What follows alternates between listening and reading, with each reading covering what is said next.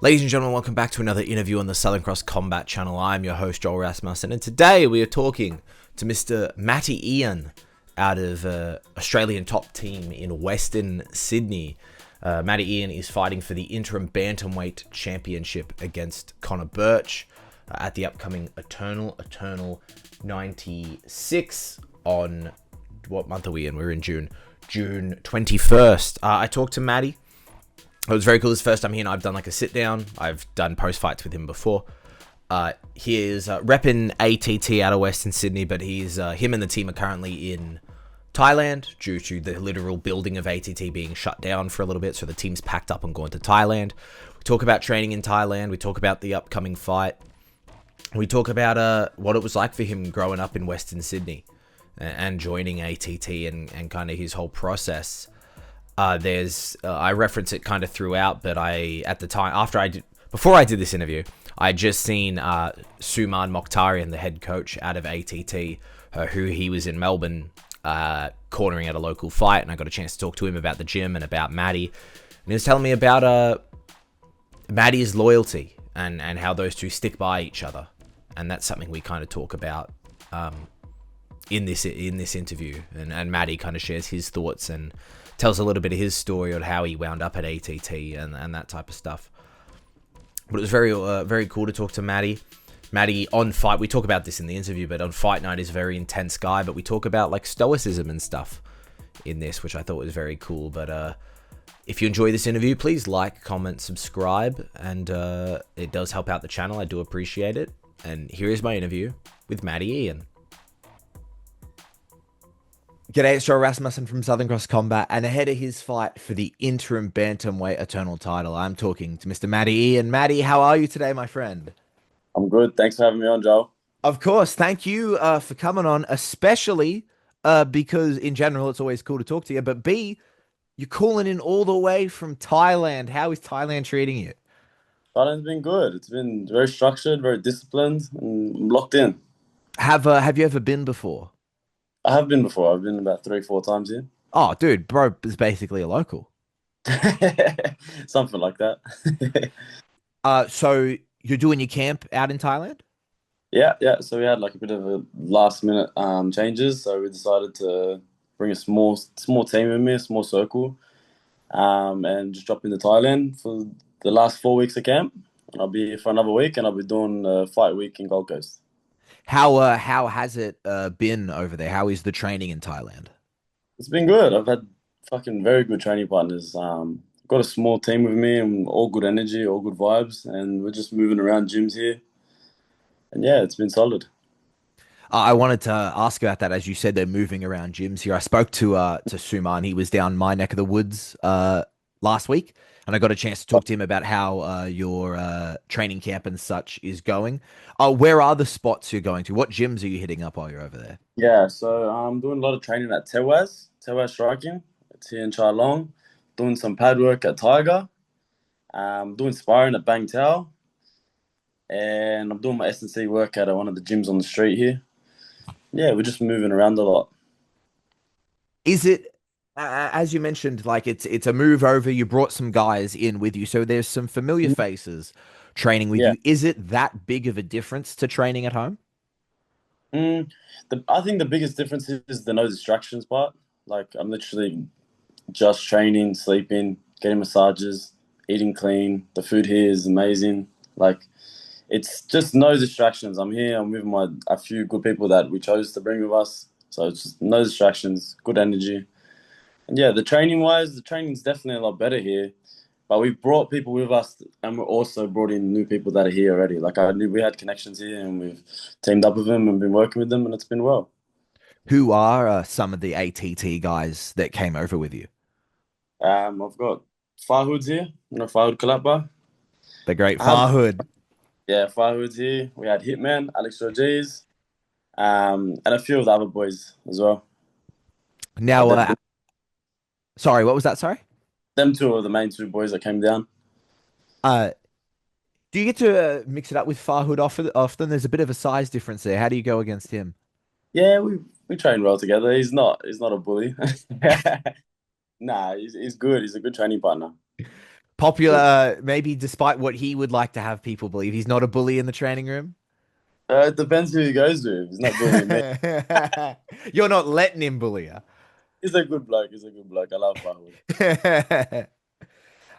As I mentioned at the top, this will be for the interim title for Eternal, while the undisputed champ went off to road to UFC. Um, were you expecting at this point in your career to be fighting for a title?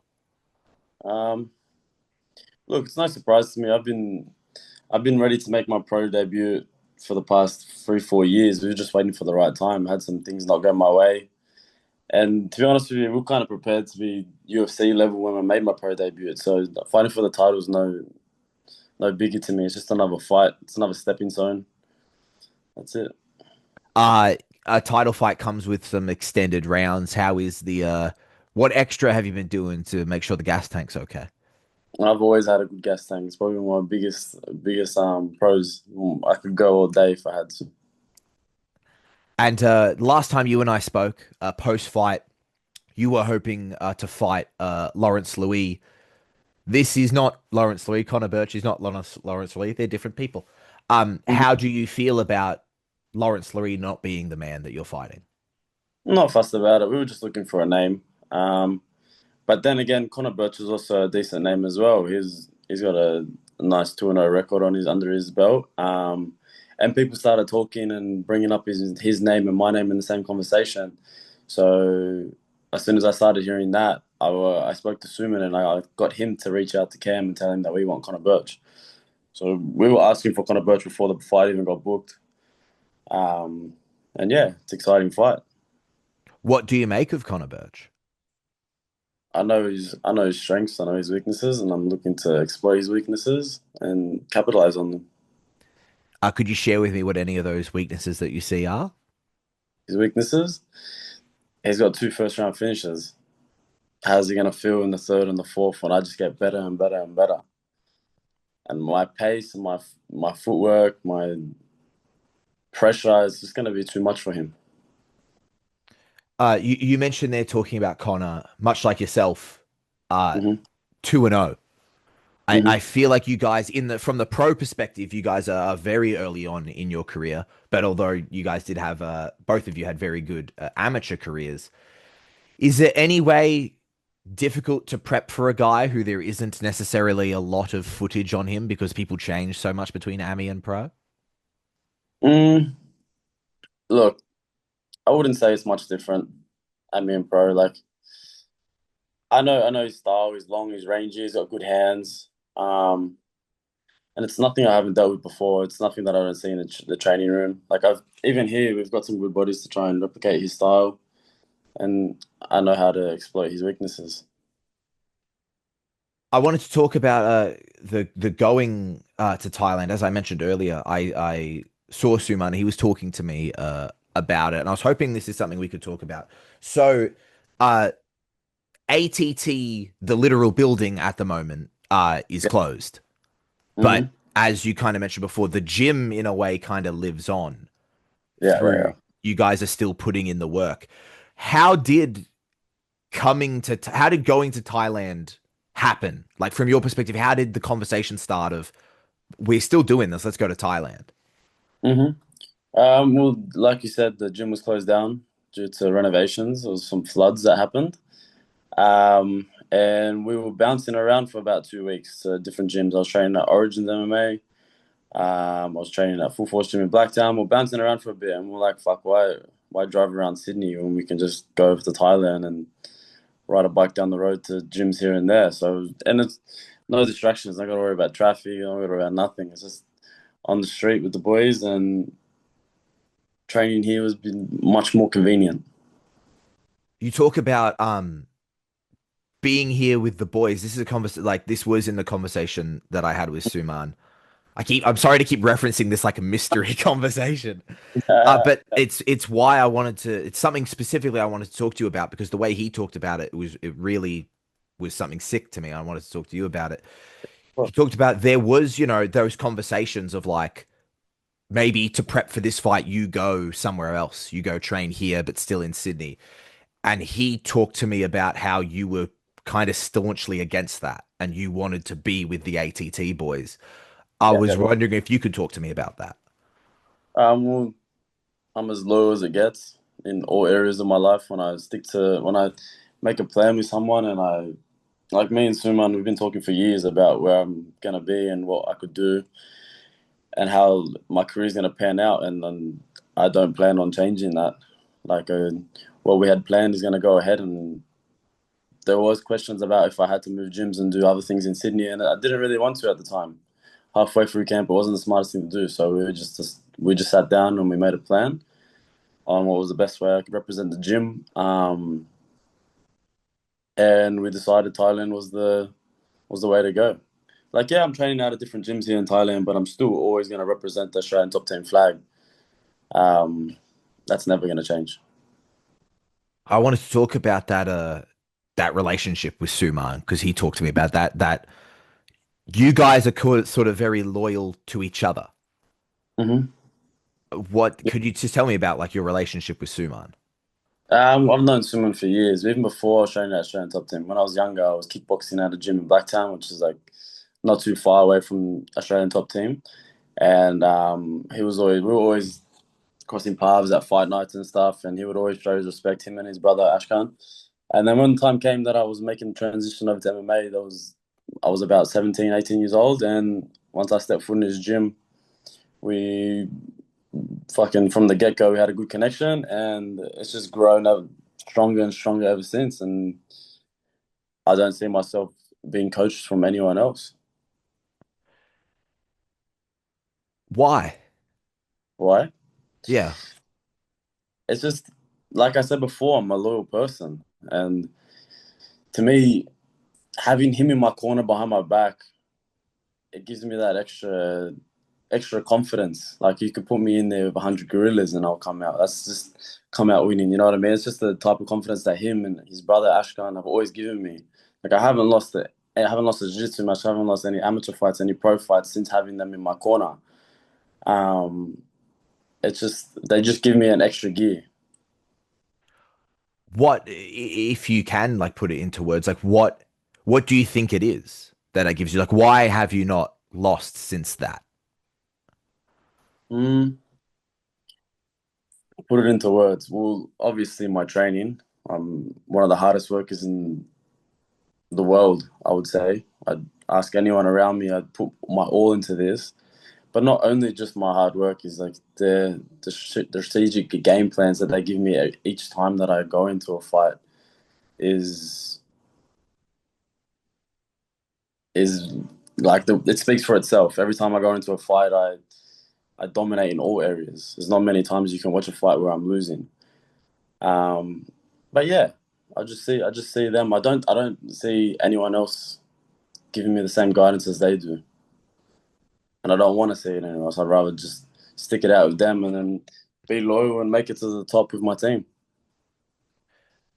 When you were when you first met Suman and Ashkan, like when you were kickboxing at that gym in Blacktown, did you know who they were in terms of I don't know the timeline. I don't know if they were still in the UFC or had been out of the UFC by then, but were you familiar with who they were from a fighting perspective? Yeah, yeah, of course. Like we still knew each other. We had each other on socials. We would always talk.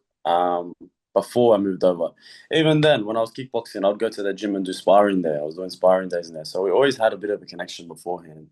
Before I jumped over and made the move, and I knew about what him, Raymart, Alex Georges, Ash, what the whole team was doing. Darwin, the whole team were running amok in the Australian MMA scene, and when I was going to make my move to MMA from kickboxing, is exactly what I wanted to do. I wanted to run amok in the scene, and I learned a lot since moving there. Winning a title like this, especially a pro, uh, Hmm. it means a lot. It really puts you, as you literally hold a piece of metal that says, "I am the number one guy." Uh, Hmm. However, I don't work for the UFC, but it's from my perspective that the UFC seems to kind of look at you at like 7-0 ish, like around there. Not to in any way seem like you're kind of looking through Connor in any way. Uh, Are you kind of mentally prepared that a win here means the next 4 or 5 fights of your career will be like the hardest guys? Yeah, yeah, that's exactly what I wanted. And, like I've spoken to people about it before. Some people were scared to get that target on their back. I said I want the hardest fights. Like it makes no difference to me. I want a target on my back. I want people to look at me and say, "Man, I want that belt. I want that fight." 5 rounds, 3 rounds, it doesn't matter to me. I'm gonna have training camps to prepare for it the whole way, and if it takes another five fucking title defenses to get to the UFC, I'll do that. But I don't think that's the case either. I feel like I'm gonna win this fight. I'll beat Kohira, and I'm gonna be knocking on UFC's door that early. I have that. I have that energy, and they're gonna feel it, and they're gonna see it. What are you a guy who believes like follows that type of energy stuff? A lot of fighters can really lean into like visualization and stuff. Some people don't engage with it as much. How do you feel about that type of thing? I'm definitely into that. I meditate a lot. I read a lot. I visualize a lot, definitely, and I'm really big on the people that I bring around me. Like if anyone's any toxic and negative energy, then I'll remove them. That's what I meant when I brought a small team over me. It was very selective of who I have around me. And if they're not benefiting me and not lifting me up and got the same vision as I do, then they won't be around me. So I'm definitely very big on all of that. What is your meditation practices? It depends. It's different every time. I'll do breathing techniques.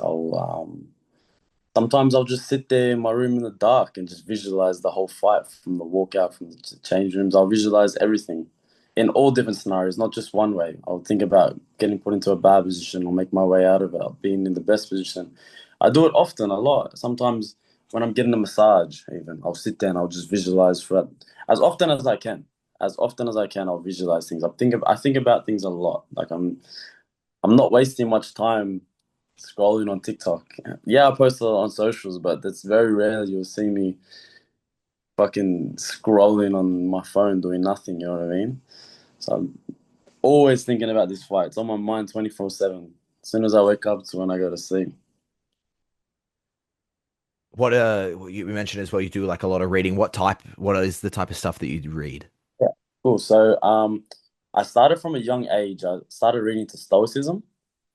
I'm not sure if you know too much about it, but it's I don't overly know heaps, but I'm familiar kind of with the concept, but please explain it. so there's an author that I like to read from. His name's Ryan Holiday, and there's a few different books. Like I'll give you a few. There's one called Obstacles the Way. The Stillness is the Key. Courage is Calling. And there's a book that I read every day and it has like a quote and a daily reading for each day of the year. And it's called the Daily Stoic. And it just teaches you virtues about life and like it's got a million different things to it, but it's a philosophy. It's type of philosophy, and I read into that a lot. Maybe I search it up after this call. Absolutely. I'll be writing these down. I will look into them. Did you read the Daily Stoic today? Yeah, I did. Uh, if you could recall, do you know what today's was? What was today? Sorry, not to put pressure on you like that. This interview isn't meant to be a pop quiz. Good morning. My book's laying around. Do you want me to grab it for you, or should I? Absolutely, if you would like to. Yeah, I'm gonna grab my book. I would love for you to. Oh, I love this shit. This is the book.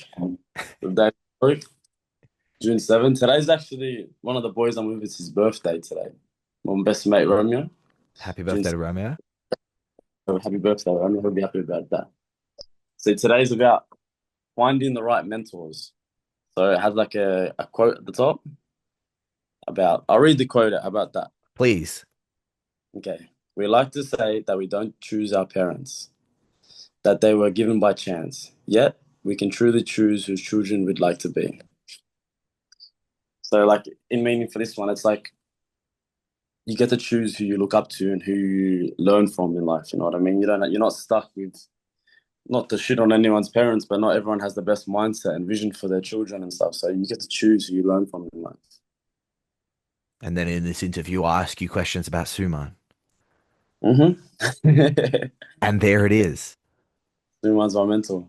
And this is why I love talking about stuff like this. Yeah, of course. This is why I got into journalism. I have a lot of good mentors around me. Like one that I look up to a lot is my coach from my strength conditioning gym, Ethos Performance in Sydney, me. Shout out to me.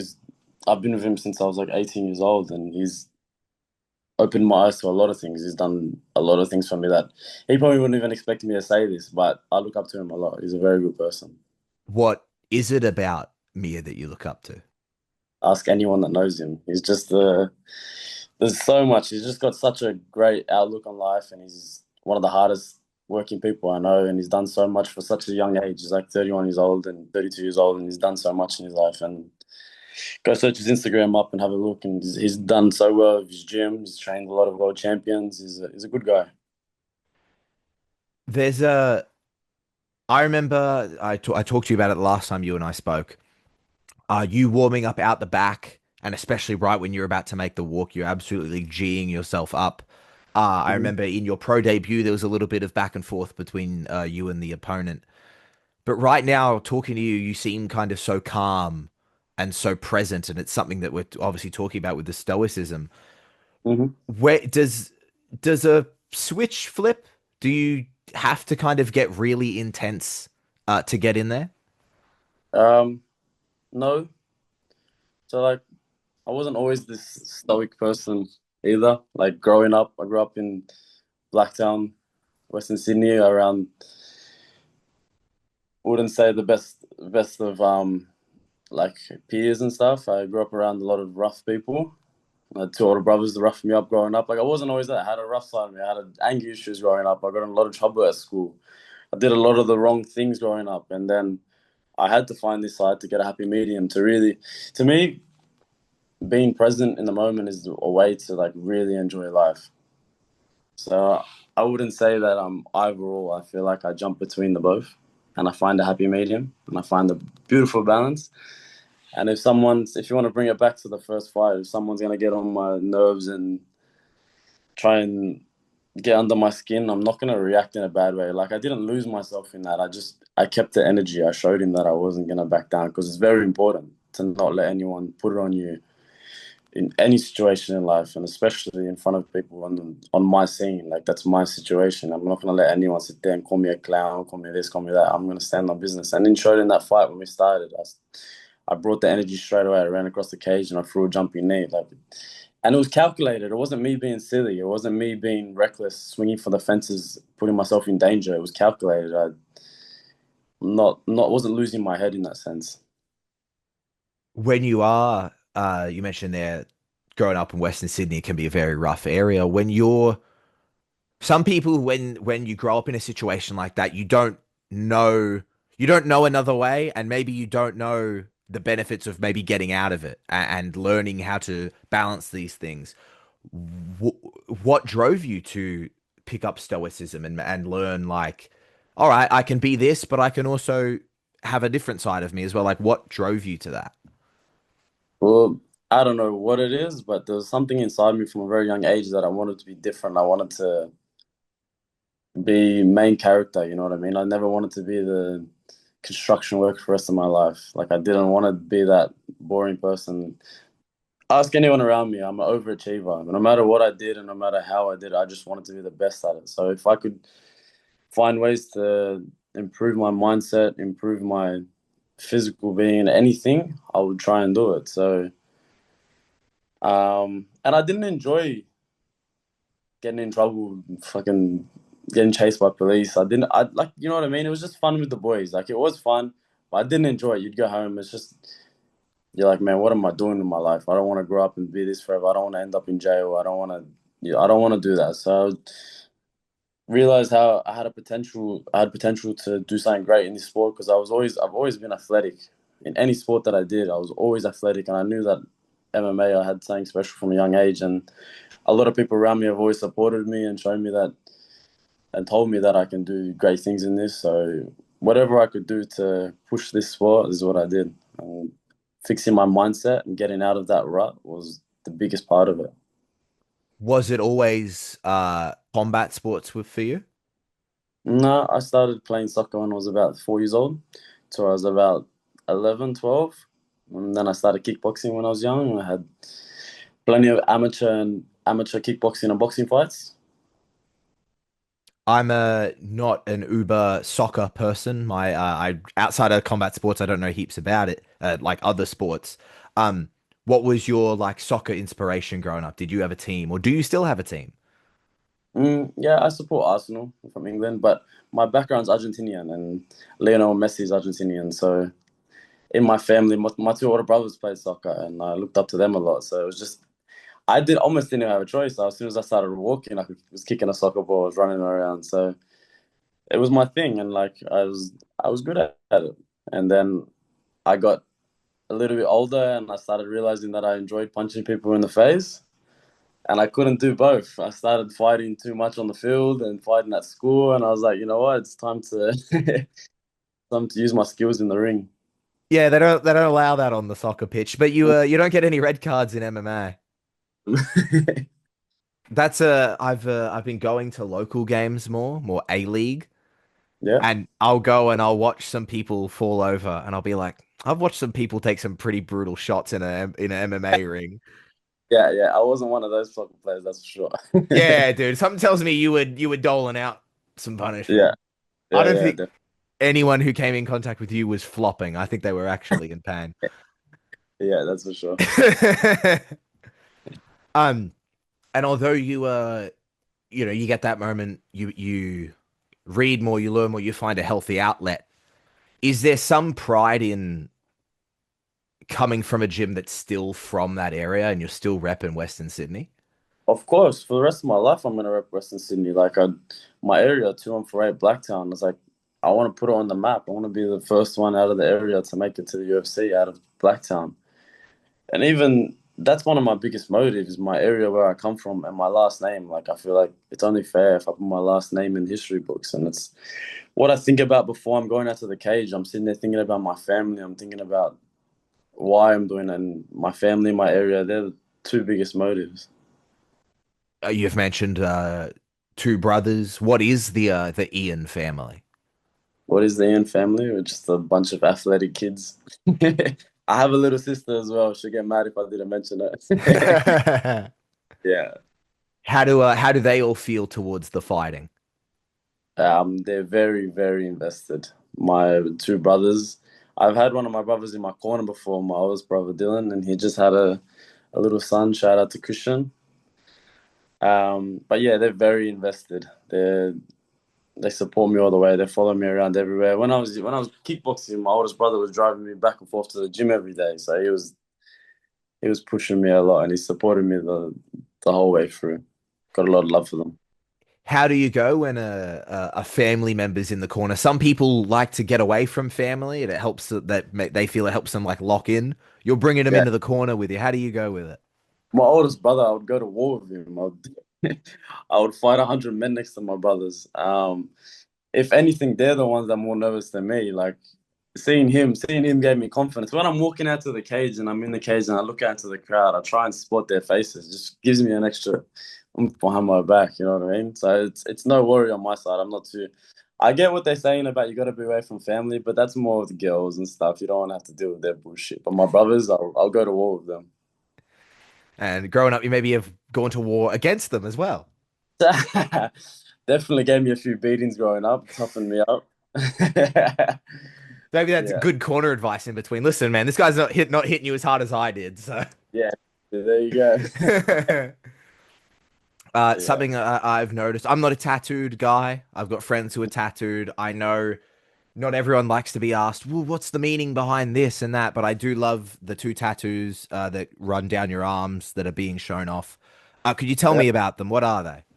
So they're just like Nordic runes, like Viking runes, and they all have their own little meanings. And each one has their own little meaning.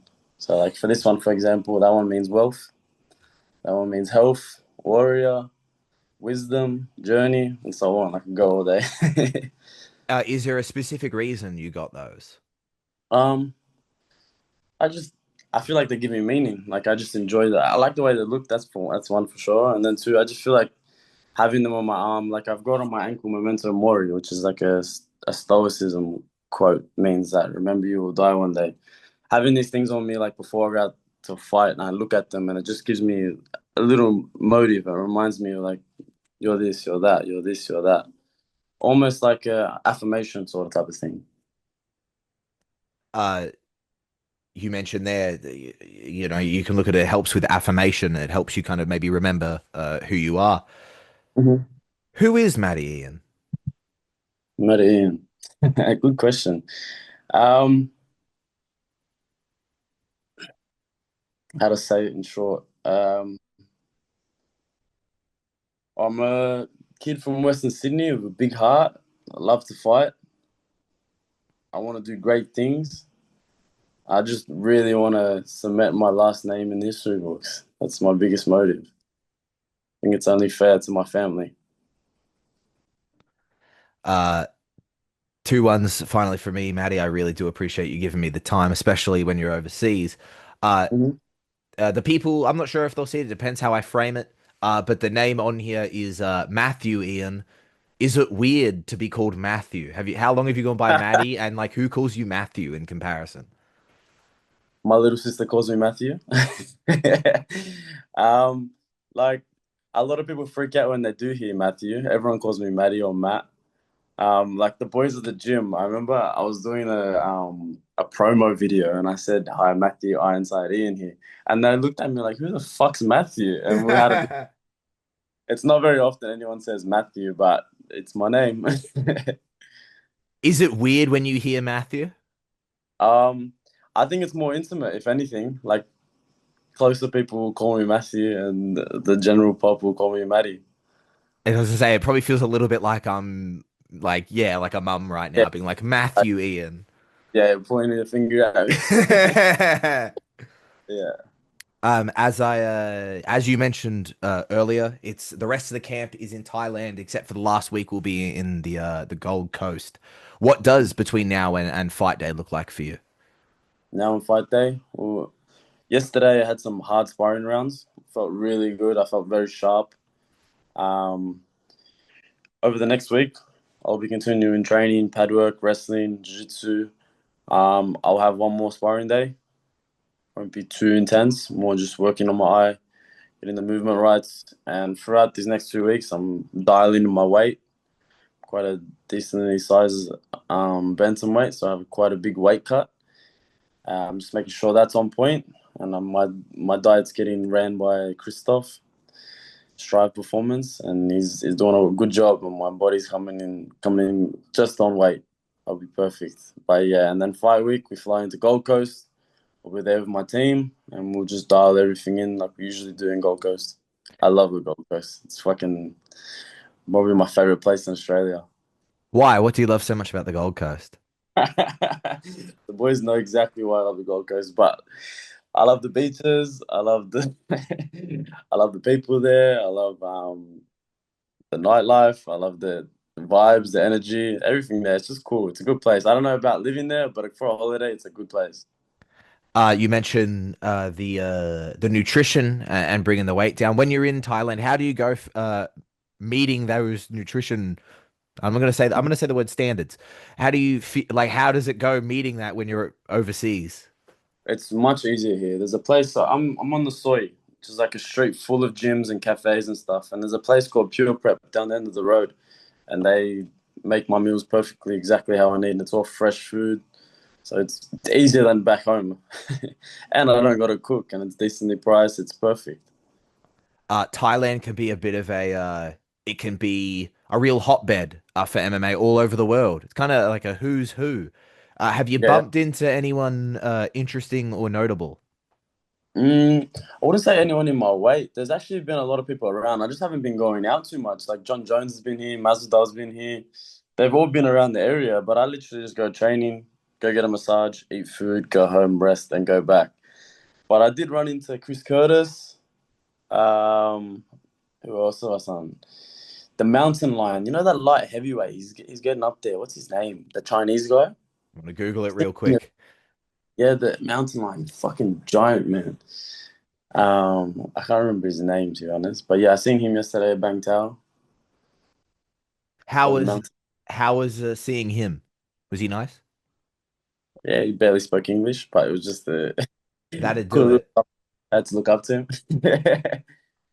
Uh Mountain Tiger. yes, he just beat Anthony Smith.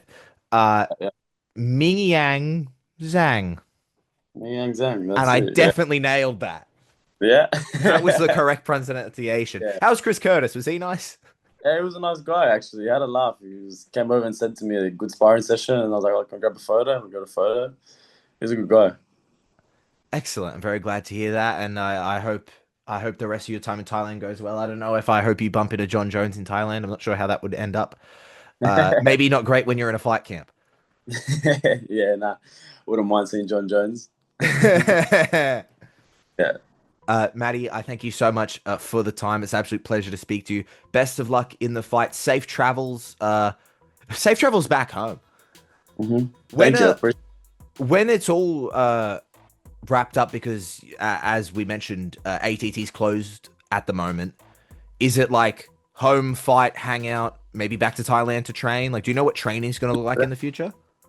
To be honest, I'm not looking too far ahead of this fight, but I will be back in Sydney after this fight. I've got some connections there that we can work with until we figure out what's next. But there's a high chance that I'll be back here in Thailand as well. Excellent. Well, I look forward to seeing what happens afterwards, but I also look forward to seeing you in the fight. As I mentioned, safe travels home. Best of luck in the fight. Thank you so much for the time. I appreciate that. Thanks for having me on.